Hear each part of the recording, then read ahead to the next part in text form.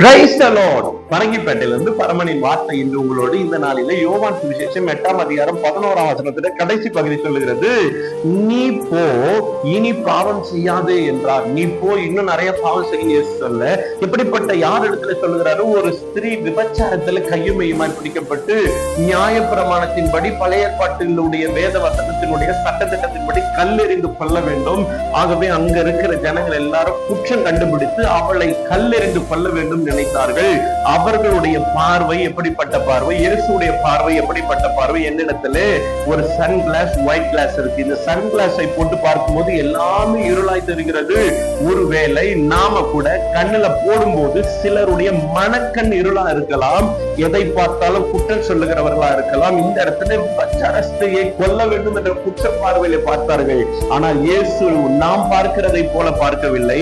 அவருடைய பார்வை பரிசுத்தமான பார்வை, தெளிவான பார்வை. மனுஷன் முகத்தை பார்க்கிறார், அவரோ இருதயத்தை பார்க்கிறார்.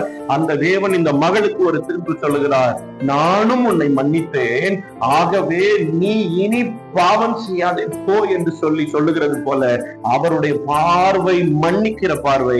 அந்த பார்வை இன்றைக்கு உங்கள் மேல் விழும். ஒருவேளை நாம் மனக்கண் உள்ளே இதை போல எல்லாத்தையும் சந்தேகப்படிலும் குற்ற பார்வையிலே பார்த்தால், இன்றைக்கு நாம் ஆண்டவருடைய பார்வையை கேட்டு நம்முடைய மனக்கண்கள் மாற தெளிந்த வசனத்தை கொண்டு நாம் பார்த்து நிச்சயம் அவரை போல நாம் மாறுவோம்.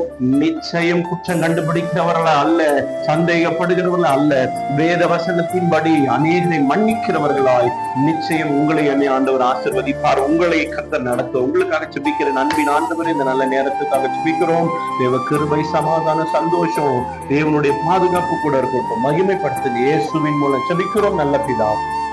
ஆமென். God bless you.